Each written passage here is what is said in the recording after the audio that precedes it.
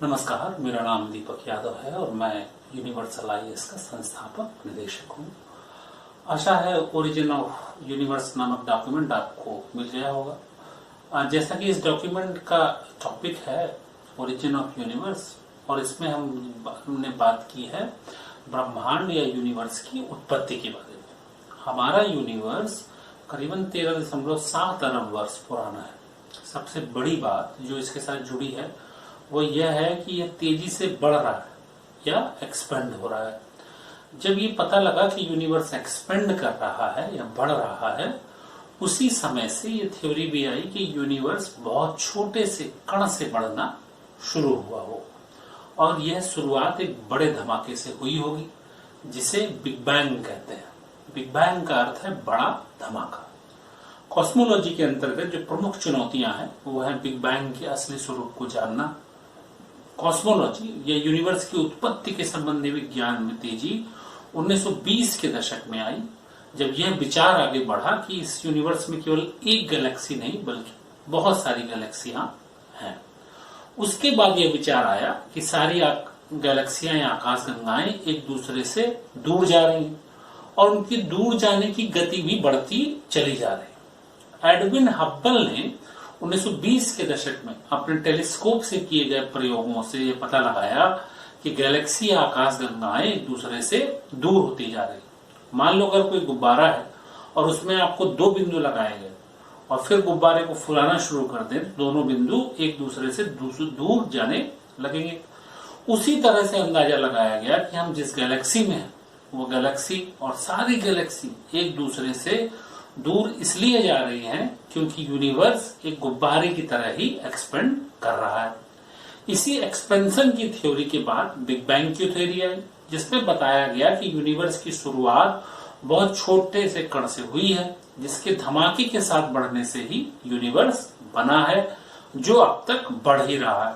अब आपकी जिम्मेदारी है कि आप ये समझें कि अभी जो सबसे प्रभावशाली थ्योरी है वो यूनिवर्स के एक्सपेंशन की थ्योरी है, मतलब कि यूनिवर्स लगातार बढ़ता चला जा रहा है।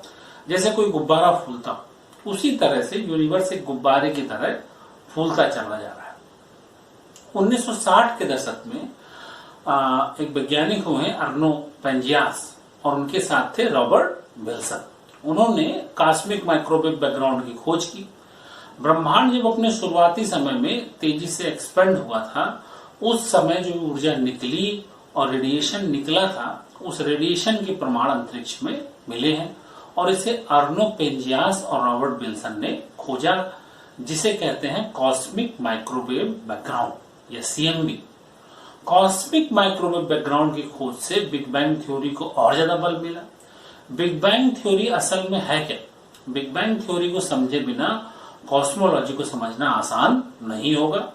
बिग बैंग थ्योरी के अनुसार ब्रह्मांड की उत्पत्ति के 10⁻43 सेकंड यानी सेकंड के खरबवें हिस्से तक यूनिवर्स बहुत ही छोटा था।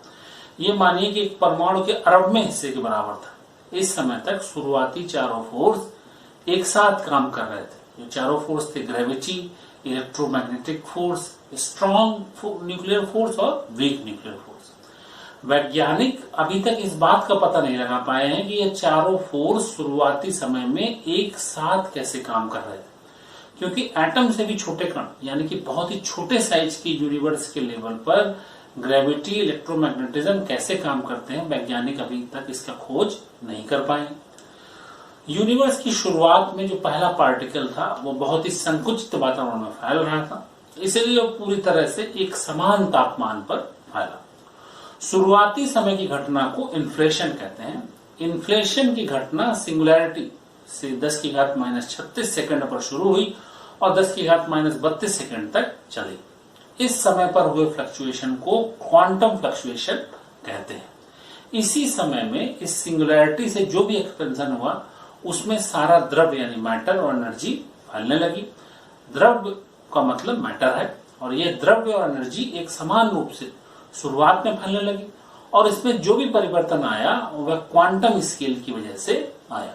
शुरुआती सेकंड में यानी पहले सेकंड के 10⁻⁻36 से 10⁻⁻32 तक जो घटनाएं हुई वह इतनी तेजी से हुई और इतनी बराबरी से हुई थी कि अभी भी यूनिवर्स में तापमान और मैटर का वितरण जो है वो लगभग एक समान है, क्योंकि इन्फ्लेशन जो पहले सेकंड के ही बहुत छोटे से हिस्से में हो गया था और बहुत संकुचित था, उसके कारण तापमान और द्रव्यों का वितरण एक समान ही रहा।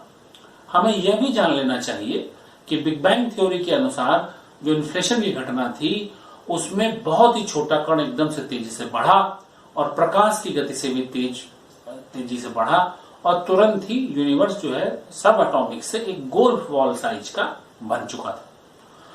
इन्फ्लेशन की घटना के बाद भी ब्रह्मांड ने बढ़ना ही शुरू किया, मगर उसकी रफ्तार थोड़ा धीमे हो गई थी। इन्फ्लेशन के समय यह रफ्तार बहुत तेज थी और प्रकाश की गति से भी तेज थी। वैज्ञानिक अभी उन कारणों का पता लगा रहे हैं जिनसे इन्फ्लेशन की घटना हुई।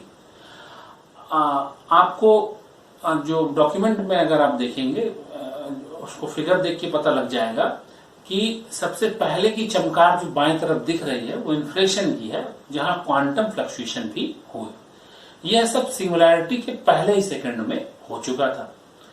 इन्फ्लेशन के तुरंत बाद ही द्रव्य थोड़ा ठंडा होने लगा और विभिन्न प्रकार के कणों का निर्माण हुआ और यही बाद में कई लाख सालों में स्टार और गैलेक्सी बनकर हमारे सामने है।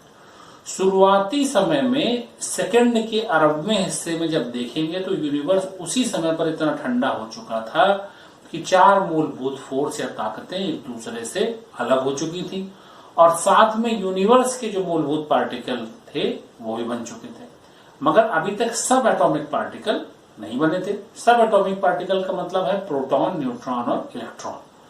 प्रोटॉन, न्यूट्रॉन, इलेक्ट्रॉन अभी तक नहीं बने थे। इस समय में द्रव्य या मैटर की जो अवस्था थी उसे क्वार्क ग्लूऑन प्लाज्मा कहते हैं, जो एक द्रव्य की चौथी अवस्था के रूप में माना जाता है।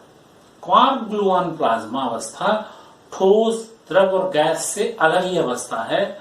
ये बहुत अधिक गर्म जो जगह होती है जैसे स्टार और फ्यूजन रिएक्टर, वहां पे जो तापमान होता है लगभग 15 लाख डिग्री सेल्सियस की गर्मी होती है, तो उसमें द्रव्य की न ठोस अवस्था बचती, न द्रव और न गैस, बचता है केवल प्लाज्मा, जिसमें क्वार्क ग्लूऑन अवस्था में द्रव्य मिलता है। और द्रव्य से मतलब फिर से वही है मैटर। शुरुआती मैटर क्वार्क ग्लूऑन अवस्था में था, जो बहुत अधिक गर्म प्लाज्मा अवस्था, जिसे न तो ठोस कह सकते हैं, न द्रव कह सकते हैं, न गैस कह सकते हैं। यही क्वार्क ग्लूऑन प्लाज्मा में क्वार्क जो है मैटर की फंडामेंटल यूनिट था और ग्लूऑन वो फोर्स थी जो क्वार्क को आपस में एक साथ रखती थी। ग्लूऑन फोर्स की वजह से ही क्वार्क प्लाज्मा अवस्था में बंधे रहे और बाद में इनको प्रोटॉन और न्यूट्रॉन में बदलना शुरू हुआ, क्योंकि आपको पता है कि प्रोटॉन और न्यूट्रॉन ही मूलभूत सब एटॉमिक पार्टिकल हैं, जिनसे फिर बाद में न्यूक्लियस बना और बाद में इलेक्ट्रॉन के चक्कर लगाने से परमाणु का बनना पूरा हुआ। सिंगुलैरिटी के पहले सेकंड के 10 लाखवें हिस्से तक में भी प्रोटॉन और न्यूट्रॉन नहीं बने थे और तापमान बहुत अधिक था। इस समय के बहुत ही छोटे यूनिवर्स का घनत्व तो बहुत ज्यादा था और सारा मैटर क्वार्क ग्लूऑन प्लाज्मा अवस्था में ही था। यूरोप की न्यूक्लियर साइंस का सबसे बड़ा संस्थान है सर्न, और सर्न जो है वो स्विट्जरलैंड में स्थित है।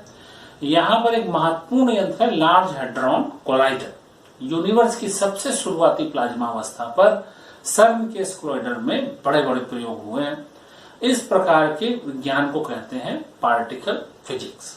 पार्टिकल फिजिक्स के अंतर्गत उन मूलभूत कणों का अध्ययन किया जाता है जो शुरुआती समय में बने। अभी भी उपलब्ध मूलभूत कणों का अध्ययन भी पार्टिकल फिजिक्स के अंतर्गत होता है। लार्ज हैड्रॉन कोलाइडर में इस प्रकार की प्लाज्मा अवस्था को बार बार बनाया जाता है और पता लगाया जाता है कि कैसे यूनिवर्स शुरुआती समय में निर्मित हुआ था। लार्ज हैड्रॉन कोलाइडर के बारे में आगे और बात करेंगे, क्योंकि इसमें बहुत सारे मूलभूत प्रयोग किए गए हैं। और अपनी बात को यही खत्म करते हैं। अगले भाग में इसके आगे की कहानी के बारे में बात करेंगे। धन्यवाद।